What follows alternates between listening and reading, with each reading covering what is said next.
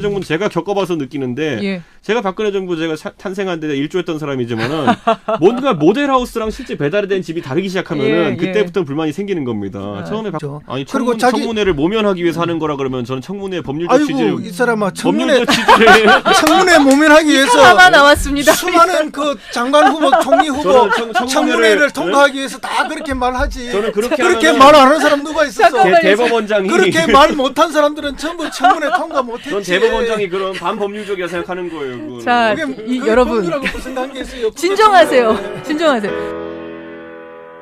먼저 허 소장님, 문재인 대통령 지금 사실은 안보 아까 말씀하셨지만 안보 위기 때문에 좀 어려운 상황 아니에요? 진짜 상황가 맞습니까? 사실은 안보 위기 때문에 지금 지지율이 떨어지고 있는 게 사실입니다. 그러나 이제 대개 이제 안보 위기가 닥치면은 우리는 그 원초적인 불안감을 다 가지고 있죠. 6.25를 겪었고 그 이후에도 지속적인 대결의 장면들이 있었기 때문에 그래서 국민들이 근본적으로 뭐 안보 위기가 나오면 지도자가 막 타격하겠다, 뭐 절멸시키겠다, 뭐 완벽하게 뭐 이런 이제 강한 이야기를 해주기를 바라는 것이 우리 국민들의 일반적 정서입니다. 그러나 이제 그 국가 권력을 담당하고 있는 사람들의 입장에서 보면은 그렇게 해서 전쟁 위기가 고조되면 고조될수록 우리 경제에도 악영향을 미칩니다. 그렇기 때문에 국가 권력을 담당한 사람은 어쨌든 이 위기 관리를 잘 해서 안정적으로 넘어갈 수 있는 그걸 해야 되거든요. 물론이죠. 그런 의미에서 보면은 지금 트럼프 대통령하고 뭐 김정은하고 말폭탄을 넘어서 이미 말전쟁을 하고 있지 않습니까? 무서워요. 사실상의 선전포고에 가까운 이야기들을 서로 다 했습니다. 뭐 그런 정도에까지 위기에 와 있지만 우리 대통령은 오히려 굉장히 차분하고 냉정하게 이 상황을 관리하고 있다. 그리고 이 안보 위기가 그러면 이번에 한 번으로 이렇게 왁 하고 뭐 완전 대한민국과 국제 질서가 정리가 되느냐? 결코 그렇지 않다는 거죠. 그렇죠. 이 위기 상황이 넘어가면 또 길게 우리는 남북 관계 관리해야 되고 우리 주변 사강을 관리해서 대한민국 국익에 맞는 방향을 끊임없이 추구해 가야 되는데 그런 면에서 보면 우리 대통령과 집권 세력이 흥분해서는 절대 안 된다. 감정적이어서는 안 된다. 매우 이성적이고 차분하고 우리가 할 수 있는 게 별로 없다 하더라도 모든 대안을 총동원해서 이 상황을 관리해내야 된다. 그 상한가를 주신 거는 앞으로 잘해달라는 이런 바람도 들어있는 거네요. 지금도 잘하고 있지만 물론 뭐 우리 국민들은 더 세게 안 해준다고 불만을 많이 이야기하고 못 믿겠다. 뭐 왜 미국한테 고분고분 안 하냐. 미국 하자는 대로 다 해야지. 왜 딴소리도 조금씩 하느냐. 이렇게 해서 불만을 말하는 분도 계시지만 저는 매우 관리를 잘하고 있다. 그래서 이 긴 상황이 좀 더 가겠지만 결과적으로 길게 보고 길게 판단하면 우리 대통령이 잘했다라는 평가가 나오게 될 것이다. 그런데 이제 문재인 대통령에 대한 안보에 대한 평가가 이제 다소간 최근에 하락한 이유는 제가 봤을 때는 양쪽에 다 있어요. 그러니까 뭐냐 진보 측에서 이제 지지하셨던 분들의 입장은 뭐냐면은 이거 당선되더니만은 전부 다 이제 뭐 트럼프 하는 말 따라가는 모양새고. 진보 진영에서는 처음에 오히려 했던 말들 다 어디 갔냐 뭐 이런 취지에서의 공약 이행에 대한 평가를 하고 있는 것이고 보수층 입장에서는 그런 거죠. 예전에 야당 대표 하던 시절에는 그렇게 세게 얘기하면서 뭐 그 보수적인 관점에서의 안보 정책들 비판하더니만은 집권에서는 역시 다른 옵션이 없네 이 상황이 터지니까 뭐 이런 정도의 입장. 예를 들어. 아까 평창올림픽 같은 경우만 얘기하더라도 처음에 이제 집권 초기에는 아이디어 차원에서라도 정권에서 어떤 얘기가 나왔냐면은 뭐 북한이랑 해서 분산 개최한다, 뭐 공동 개최한다 이런 얘기까지 나오던 상황 속에서 지금 와서 그걸 몇 달 전의 이야기들을 되짚어 보면은 도대체 무슨 소리를 했던 거냐 이런 식의 얘기가 나올 수밖에 없는 약간 그러니까 결국에는 진보층 같은 경우는 과거에 노무현 대통령이 이라크 파병하면서 다소 돌아섰던 것 같은 그런 효과가 있는 것이고 보수층에서는 약간의 조소하는 이런 모양새가 아닌가. 양쪽에 지금 끼인 신세다 뭐 이렇게 그 두 가지가 지금 대통령을 가장 곤란하게 하는 지점이 아닌가. 안보에서 이렇게 해도 좀 약간. 그럼 상한가에는 동의하기 어려우세요? 그런 제 생각에는 상한가 대통령께서 이걸 상황 관리를 잘하신다면은 뭐 상한가가 될 수 있겠지만은 저는 이미 약간 구조적으로 안보에 있어가지고 어려운 상황이다. 위험한 상황에 왔다는 생각합니다. 이제 누가 대통령이 돼도 누가 집권 세력이 돼도 우리 안보 부분은 정말 쉽지 않은 거죠. 맞아요. 그리고 과거처럼 뭐 일방적인 그 냉전 시대 때 미국만 따라가면 되던 그런 시절도 아니지 않습니까? 그런 어려움이 있다는 것을 이제 우리 국민들이 같이 인식을 해 주시는 게 정말 필요한 시점이라는 생각이 들고요. 그럼에도 불구하고 뭐 안보에 뭐 보수 안보가 따로 있고 진보 안보가 따로 있으니까 오로지 대한민국의 안보만 있는 건데 중요한 건 우리의 평화니까. 그렇죠. 그 안보도 평화를 위해서 있는 거지 뭐 전쟁을 위해서 있는 안보가 아니지 않습니까? 물론입니다. 이제 그렇게 보면은 이 상황 속에서 얼마나 실리도 잘 취하면서 관리하느냐의 문제가 있는데 실제로 보면은 역대 그 보수 정권도 하지 못했던 실리를 많이 취했어요. 예를 들면 미사일 협정을 완전 개정인 거나 마찬가지지 않습니까? 그래서 그 미사일 탄두에 대한 무제한 이걸 우리가 이미 얻어냈습니다. 그리고 이제 핵 추진 잠수함 이 부분이 이미 공론화가 됐고 미국도 상당히 동의하는 수준으로 이미 가버렸어요. 물론 이제 그걸 초기에는 우리 기술이 부족하기 때문에 또 미국으로부터 기술을 사와야 되는 이런 비용의 지불의 문제도 있지만 그 결국 보면은 이 안보 위기 상황을 맞아 해서 우리가 얻을 수 있는 군사적 실리는 우리 정부가 얻고 있다. 다 얻고 있는 거예요, 사실은. 오히려 보수 정권이 무능해서 못했던 거죠, 그런 것들이. 근데 이번에 이제 한미 정상회담 하면서 무기 구매를 결국은 미국이 우리한테 이제 하도록 하지 않았습니까? 그거는 뭐 언제나 있던 일이고요. 그리고 이제 지난번에 그 한미 정상이 통화를 하고 난 다음에 역시 트위터에 트럼프 대통령이 뭐 무기 구매 막 이런 걸 올렸는데 그건 전부 사실이 아닙니다.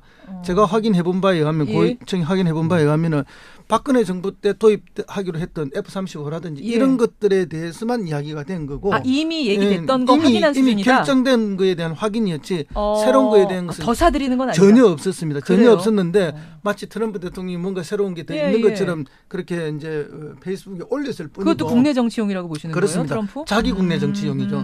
지난번 정권에서는 사실은 뭐 굉장히 핵심 기술을 넘겨받는 조건으로 F-35를 이야기했지만 하나도 못 넘겨받지 않았습니까? 이제 이런 부분에서도 굉장히 실용적인 군사외교 정책을 가져갈 거라고 봅니다. 그다음에 북한에 대해서도 매우 직접적인 경고를 분명하게 하지 않습니까? 자기들이 미사일 발사할 때 우리도 햄머2 두 번이나 대응 발사했습니다. 그다음에 벙커버스터라고 이야기하는 타우루스입니까? 독일제. 그것도 우리가 발사를 해서 당신들 킬체인 할 수 있다는 걸 분명하게 우리가 보여줬습니다. 그런 거 한 발 쏠 때마다 20억, 30억이 들어가는 거 아닙니까? 그래요. 그렇지만 그 역대 보수 정권도 그걸 못했던 거거든요.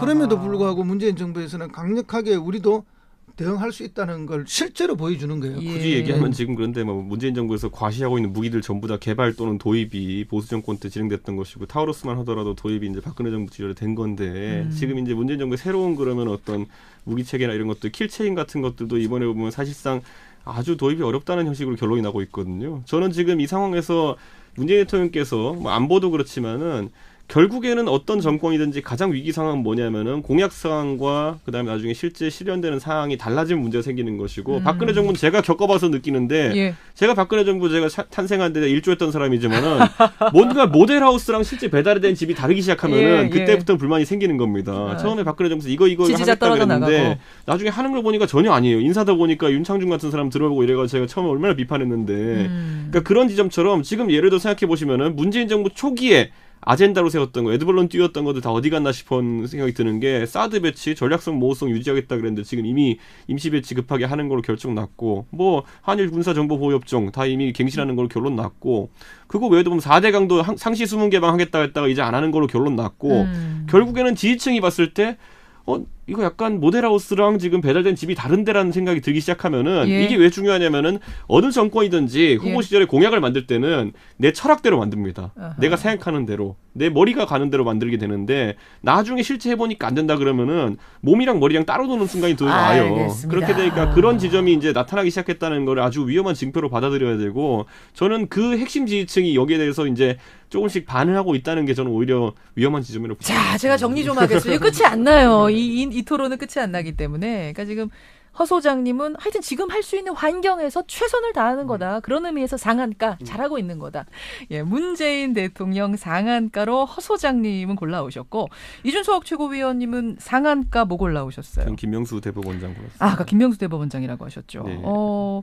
막 대법원장이 됐으니까 뭐 좋긴 하지만 사실은 되는 과정에서 잡음이 많았거든요. 네, 그렇죠. 장기적으로는 상한가라고 보신 거예요? 잡음이 많았던 이유는 뭐냐면 이분이 되면은 뭔가 이제 많이 바꿔놓으려고 할 것 같다라는 이야기죠. 그러니까 그렇기 때문에 오히려 보수 쪽에서는 그 완급 조절을 위해 가지고 반대를 했던 건데 지금 김명수 대법원장 지금 통과됐기 때문에 이제 아마 사법부에서 결국 사법 개혁이라는 거 김명수 대법원장한테 청문회 과정 중에서 뭘 할 겁니까 비전을 얘기해 보십시오 그랬더니 말할 수 없다 그랬어요. 그때 전부 다. 그렇기 때문에 뭐 대단한 어떤 새로운 사법 개혁 시스템적인 비전이 있다고 보기보다는 결국에는 인적 청산을 할 것 같거든요. 그러다 보니까 양승태 대법원장도 퇴임하면서 약간 불편한 모양새를 이제 그랬죠? 비추기도 했는데 그 인적 그럼 청산이라는 건 뭐냐면 항상 갈등을 유발하게 돼 있습니다. 우리가 검찰도 보면 이번 정부 들어가지고 중앙지검장으로 윤석열 지검장 임명하고 이렇게 하는 과정 속에서 내보낼 사람들이 많이 생겼잖아요. 그렇게 해서 조직 불화가 어느 정도 생겼던 기억이 있거든요. 그렇기 때문에 지금 대법원 같은 경우에도 대법원장이 어쨌든 전국의 판사들의 인사권을 행사할 수 있는 상황 속에서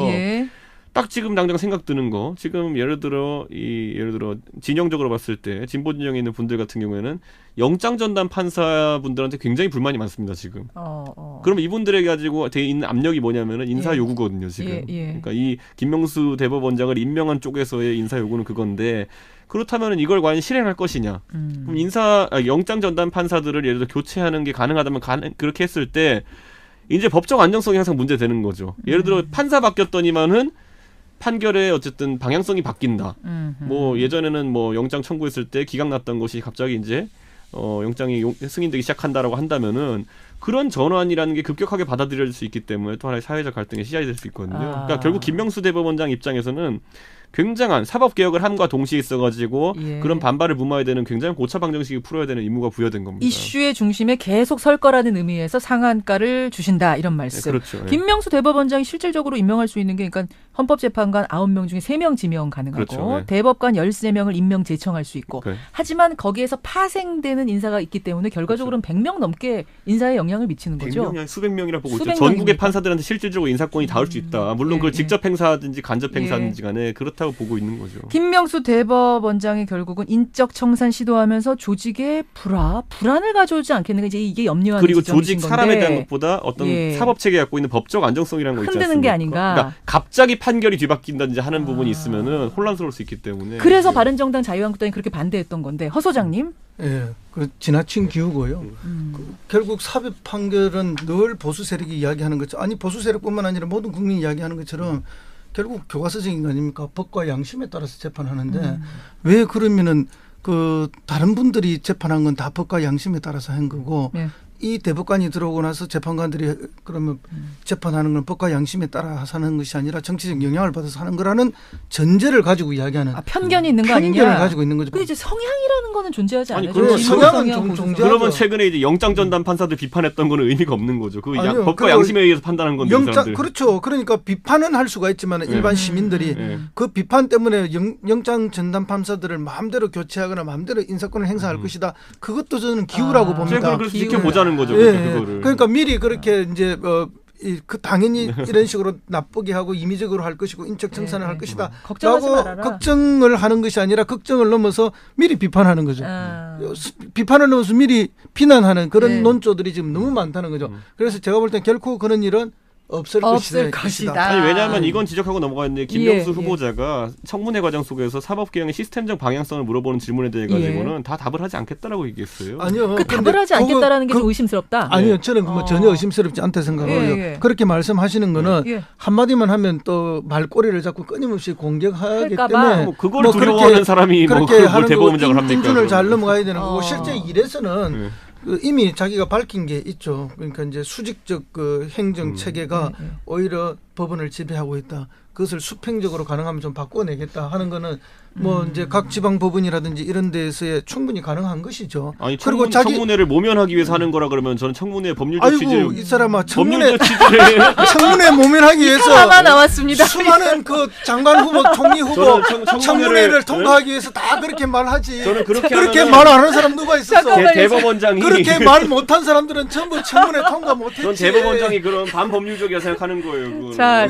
여러분 진정하세요. 진정하세요. 추석 밥상머리에서 정시 얘기가 나오기 시작하면 이렇게 될 수 있다라는 걸 오늘 두 분이 보여주고 계시는데, 근데 저는 어쨌든 이런 토론 참 좋네요. 그럼요. 이런 걱정을 갖는 밥 것도 먹다 하면 안 되죠. 밥 먹다 하면 해야지. 이런 걱정을 밥 먹다만 하지 마세요. 밥 먹다 하지 마시고 밥 다 드시고 나서 이런 토론 특히 여러 세대가 모여서 혹은 지역이 다른 혹은 진보 보수가 모여서 이런 토론하는 건 굉장히 좋다고 생각해요. 근데 이제 우리 이준석 위원의 걱정은 충분히 보수 세력이 할 수 있다고 봐요. 왜냐하면은 세상의 모든 질서는 자기 중심으로 만들어놨고 이것만이 올바른 거라고 생각했는데 그거 약간 다른 생각도 있고 약간 다른 뭔가도 있지 않습니까? 이게 되는 거에 대해서는 두렵고 무서움이 있는 거예요. 10년간 지켜오던 게 있는데 상실감도 있고 그런 것 때문에 이제 이렇게 과장된 두려움 또는 뭐 그런 게 당연히 나온다고. 과장된 두려움이다? 아니다. 합리적인 의심이다. 이 두 가지가 엉킨 토론이었습니다. 하지만 하여튼 들을 만한 토론이었어요. 두 분. 이준석 최고위원 상한가로 김명수 대법원장 이렇게 골라오셨습니다. 그다음에 역시 트위터에 트럼프 대통령이 뭐 무기 구매 막 이런 걸 올렸는데 그건 전부 사실이 아닙니다. 제가 확인해 본 바에 의하면 고위층이 확인해 본 바에 의하면은 박근혜 정부 때 도입하기로 했던 F-35라든지 이런 것들에 대해서만 이야기가 된 거고 이미 얘기됐던 거 확인한 수준이다. 이미 결정된 거에 대한 확인이었지 새로운 거에 대한 것은 더 사들이는 건 아니다. 전혀 없었습니다. 그래요? 전혀 없었는데 마치 트럼프 대통령이 뭔가 새로운 게 더 있는 것처럼 그렇게 이제 페이스북에 올렸을 뿐이고 그것도 국내 정치용이라고 보시는 그렇습니다. 거예요, 트럼프? 자기 국내 정치용이죠. 지난번 정권에서는 사실은 뭐 굉장히 핵심 기술을 넘겨받는 조건으로 F-35를 이야기했지만 하나도 못 넘겨받지 않았습니까? 이제 이런 부분에서도 굉장히 실용적인 군사 외교 정책을 가져갈 거라고 봅니다. 그다음에 북한에 대해서도 매우 직접적인 경고를 분명하게 하지 않습니까? 자기들이 미사일 발사할 때 우리도 햄머2 두 번이나 대응 발사했습니다. 그다음에 벙커버스터라고 이야기하는 타우루스입니까? 독일제. 그것도 우리가 발사를 해서 당신들 킬체인 할 수 있다는 걸 분명하게 우리가 보여줬습니다. 그런 거 한 발 쏠 때마다 20억, 30억이 들어가는 거 아닙니까? 그래요. 그렇지만 그 역대 보수 정권도 그걸 못했던 거거든요. 그럼에도 불구하고 문재인 정부에서는 강력하게 우리도 대응할 수 있다는 걸 실제로 보여주는 거예요. 굳이 얘기하면 지금 그런데 뭐 문재인 정부에서 과시하고 있는 무기들 전부 다 개발 또는 도입이 보수 정권 때 진행됐던 것이고 타우루스만 하더라도 도입이 이제 박근혜 정부 시절에 된 건데 지금 이제 문재인 정부의 새로운 그러면 어떤 무기 체계나 이런 것도 박근혜 정부는 제가 겪어봐서 느끼는데 제가 박근혜 정부 제가 탄생한 데 일조했던 사람이지만은 뭔가 모델하우스랑 실제 배달이 된 집이 다르기 시작하면은 그때부터 불만이 생기는 겁니다. 처음에 아니 청문회를 모면하기 위해서 하는 거라 그러면 저는 청문회 법률적 취지를 이 사람아 청문회 모면하기 위해서 나왔습니다. 수많은 그 장관 후보, 총리 후보 청문회를 통과하기 위해서 다 그렇게 말하지. 저는 그렇게 말 안 하는 사람 누가 있었어? 대법원장이 그렇게 말 못한 사람들은 전부 청문회 통과 못했지. 전 대법원장이 그런 반법률적이라 생각하는 거예요. 그건. 자, 여러분 진정하세요. 진정하세요. 먼저 허 소장님, 문재인 대통령 지금 사실은 안보 아까 말씀하셨지만 안보 위기 때문에 좀 어려운 상황 아니에요? 진짜 상황가 맞습니까? 사실은 안보 위기 때문에 지금 지지율이 떨어지고 있는 게 사실입니다. 그러나 이제 대개 이제 안보 위기가 닥치면은 우리는 그 원초적인 불안감을 다 가지고 있죠. 6.25를 겪었고 그 이후에도 지속적인 대결의 장면들이 있었기 때문에 그래서 국민들이 근본적으로 뭐 안보 위기가 나오면 지도자가 막 타격하겠다, 뭐 절멸시키겠다. 뭐 완벽하게 막 이런 이제 강한 이야기를 해주기를 바라는 것이 우리 국민들의 일반적 정서입니다.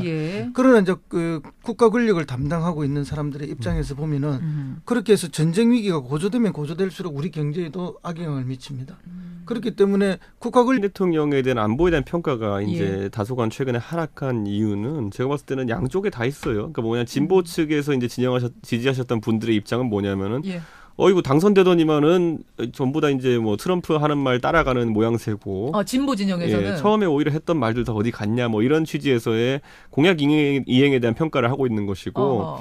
보수층 입장에서는 그런 거죠. 예전에 야당 대표 하던 시절에는 그렇게 세게 얘기하면서 뭐 그 보수적인 관점에서의 안보 정책들 비판하더니만은 집권에서는 역시 다른 옵션이 없네. 이 상황 터지니까. 뭐 이런 정도의 입장. 예를 들어 아까 평창올림픽 같은 경우 얘기하더라도 처음에 이제 집권 초기에는 아이디어 차원에서라도 정권에서 어떤 얘기가 나왔냐면은 뭐 북한이랑 해서 분산 개최한다, 뭐 공동 개최한다 이런 얘기까지 나오던 상황 속에서 지금 와서 그걸 몇 달 전 이야기들을 되짚어 보면은 도대체 무슨 소리를 했던 거냐 이런 식의 얘기가 나올 수밖에 없는 약간 그러니까 결국에는 진보층 같은 경우는 과거에 노무현 대통령이 이라크 파병하면서 다소 돌아섰던 것 같은 그런 효과가 있는 것이고 보수층에서는 약간의 조소하는 이런 모양새가 아닌가. 양쪽에 지금 끼인 신세다 뭐 그 이렇게 두 가지가 지금 거예요? 대통령을 가장 곤란하게 하는 지점이 아닌가. 안보에서 이렇게 해도 좀 약간 그럼 상한가에는 동의하기 어려우세요? 그런 제 생각에는 상한가 대통령께서 이걸 상황 관리를 잘하신다면은 뭐 상한가가 될 수 있겠지만은 저는 이미 약간 구조적으로 안보에 있어가지고는 어려운 상황이다. 위험한 상황에 왔다는 생각합니다. 이제 누가 대통령이 돼도 누가 집권력을 담당한 사람은 어쨌든 이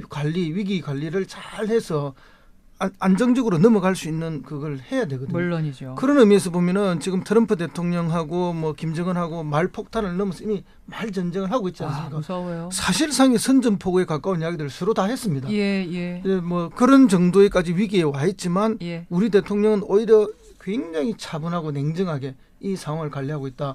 그리고 이 안보 위기가 그러면 이번에 한 번으로 이렇게 왁 하고 뭐 완전 대한민국과 국제 질서가 정리가 되느냐? 예. 결코 그렇지 않다는 거죠. 그렇죠. 이 위기 상황이 넘어가면 또 길게 우리는 남북 관계 관리해야 되고 우리 주변 사강을 관리해서 대한민국 국익에 맞는 방향을 끊임없이 추구해 가야 되는데 예. 그런 면에서 보면 우리 대통령과 집권 세력이 흥분해서는 절대 안 된다. 감정적이어서는 안 된다. 매우 이성적이고 차분하고 우리가 할 수 있는 게 별로 없다 하더라도 모든 대안을 총동원해서 이 상황을 관리해내야 된다. 그러니까 상한가를 주신 거는 앞으로 잘해달라라는 이런 바람도 들어있는 거네요. 지금도 잘하고 있지만 물론 뭐 우리 국민들은 더 세게 안 해준다고 불만을 많이 이야기하고 못 믿겠다. 뭐 왜 미국한테 고분고분 안 하냐. 미국 하자는 대로 다 해야지. 왜 딴소리도 조금씩 하느냐. 이렇게 해서 불만을 말하는 분도 계시지만 저는 매우 관리를 잘하고 있다. 그래서 이 긴 상황이 좀 더 가겠지만 결과적으로 길게 보고 길게 판단하면 우리 대통령이 잘했다라는 평가가 나오게 될 것이다. 그런데 이제 문제 세력이 돼도 우리 안보 부분은 정말 쉽지 않은 거죠. 맞아요. 그리고 과거처럼 뭐 일방적인 그 냉전 시대 때 미국만 따라가면 되던 그런 시절도 아니지 않습니까? 그런 어려움이 있다는 것을 이제 우리 국민들이 같이 인식을 해 주시는 게 정말 필요한 시점이라는 생각이 들고요. 그럼에도 불구하고 뭐 보수진 안보에 뭐 보수 안보가 따로 있고 진보 안보가 따로 있으니까 오로지 대한민국의 안보만 있는 건데 중요한 건 우리의 평화니까. 그렇죠. 그 안보도 평화를 위해서 있는 거지 뭐 그렇죠. 전쟁을 위해서 있는 안보가 아니지 않습니까? 물론입니다.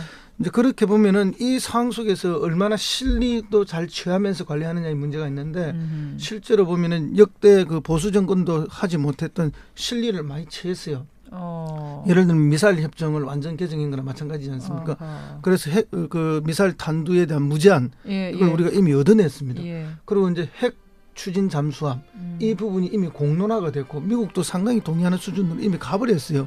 물론 이제 그걸 초기에는 우리 기술이 부족하기 때문에 또 미국으로부터 기술을 사와야 되는 이런 비용의 지불의 문제도 있지만 그럼 결국 보면은 이 안보 위기 상황을 맞아 해서 우리가 얻을 수 있는 군사적 실리 는 우리 정부가 얻고 있다. 다 얻고 있는 거예요, 사실은. 오히려 보수 정권이 무능해서 못했던 거죠, 그런 것들이. 근데 이번에 이제 한미 정상회담 하면서 무기 구매를 결국은 미국이 우리한테 이제 하도록 하지 않았습니까? 그거는 뭐 언제나 있던 일이고요. 그리고 이제 지난번에 그 한미 정상이 통화를 하고 난